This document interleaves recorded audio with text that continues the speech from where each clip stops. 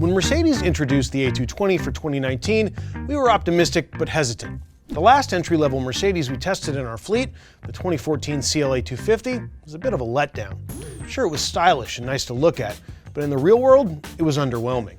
This new entry-level Merc had a lot going for it though, aside from a relatively low starting price. Excellent interior trim, the hyper-modern MBUX infotainment system, and a lot of other things were all really appealing. When we first tested it, it climbed to the top of our luxury sedan ratings. So we decided to go out and buy one. If you want to read all of our editors' comments about the ownership experience and see all the nitty-gritty details, click the link in the description below. While you're down there, press like and subscribe. And for a cash offer on your car today, go to edmunds.com/sellmycar. The least expensive Merc costs about 34 grand without any options, and including destination fees, but we wanted some extras for testing purposes. With the premium package, the multimedia package, the AMG line package, heated front seats, and the upgraded Burmeister sound system, the total price tag was just over 46 grand. And because we weren't living in the great car chip shortage era that has defined 2021, we got it for under MSRP. Can you believe that? Those were the days. And then we drove it for almost 2 years. Behind the wheel, the A220 was relatively fun to drive. While 188 horses doesn't really feel like a lot, it had a peppy feel. Steering and handling were two of the highlights of the experience, making for a nimble vehicle that was fun to drive around town and in the mountain roads. The dual clutch transmission was a lowlight for sure.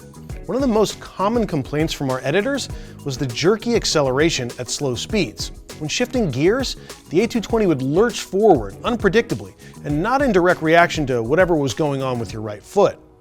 DCTs are often used on performance cars because of their super quick shifts, but we've sometimes found that their low engine RPM smoothness isn't as good as traditional automatics, especially when you pair them with small displacement turbocharged engines that typically make their power higher in the RPM range. There can be issues, and boy howdy, there were some issues with this one. We'll get more into that in the maintenance section, but the standard throttle calibration wasn't very good. When driving it, I found myself often switching into sport mode just for a smoother driving experience. With the optional AMG line package, the A220 gets lowered suspension and larger wheels than standard. So as a result, ride quality was a concern of ours. But there weren't really any problems. Family vacations, long road trips, and daily commutes alike, the A220 shone brightly in the comfort department. One thing we did notice was frayed stitching. Over time, you'd expect this to hold up a little bit better, but pretty early in our experience, there was stitching that was just kind of popping out of the seats. Space is pretty limited in the compact luxury sedan segment, and the A220 is no exception to this rule. The backseat is large enough for children, but adults are going to be cramped, and packing for long journeys was always a squeeze for us. Even loaded up for just some solo road trips, there were trunk space issues. So maybe consider other options if all you own is large hardshell suitcases. Finally, tech. The Mercedes-Benz user experience, also known as MBUX, is what powered the A220's infotainment screen. The graphics, excellent. Voice controls, superb. The optional Burmeister stereo, not worth the money at half the cost. Really, skip this option if you like the tunes to be loud, and get an upgraded stereo of your own. We didn't like the stereo at all. This one's pretty simple. There were no recalls for our car. We got a letter about 8 months into ownership that our vehicle might need a reflash of the computer, but we looked up our VIN and it wasn't required. Not too bad. The maintenance on this one is a bit tricky, so we'll go with the simple stuff first.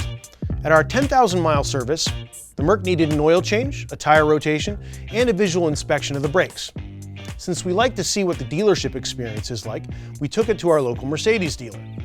The dealer reported back that the brakes were good, the oil change went fine, but the tires weren't wearing correctly, and that we'd need an alignment. Even though the differences between the standard alignment spec and our car were small, we approved the alignment, but the total tab at the end of the day was $617.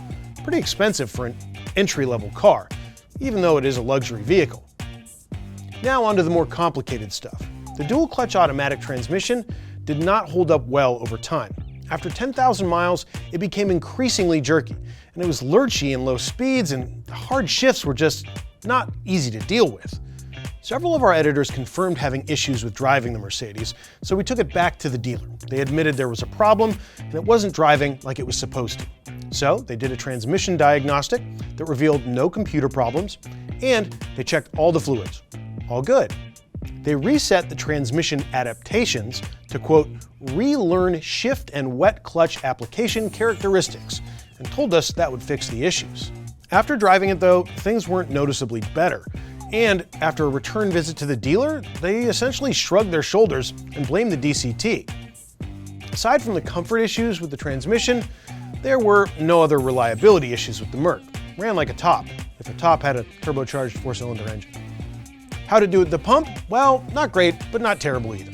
The EPA estimates that with this powertrain, the front-wheel drive version of the A220 will get 28 mpg combined. With all the city driving we did during 2020, we averaged only 25.4. That's better than the city estimate, which is good, but not great. On road trips, we fared much better, matching the EPA's estimate of 35 mpg on the highway. What's our A220 worth now? Well, the only way to know for sure is by selling it, or by using the Edmunds appraisal tool, which we can get a solid estimate from for our specific trim level, options, mileage, condition, and location. After tallying it all up for our region and calculating it based on our mileage, our values are around $28,000 for private party sale and $27,000 for trade-in. The current used car market, however, is driving prices pretty high, so this might not be reflective of everyone's experience, especially if you're watching this video after inventory levels have returned to normal. So, did we enjoy our time in the A220? I'd say so. It was certainly a better experience than the old CLA 250, but it did have some drawbacks. For an entry-level Merc, it was a bit expensive at the start, and it was still lacking equipment, stuff like satellite radio. But it was fun to drive, it felt luxurious on the inside, and it always looked pretty good, no matter where you parked it. For more information on the Mercedes and all of its competitors, don't forget to click the links in the description below, press like and subscribe while you're down there. We appreciate it.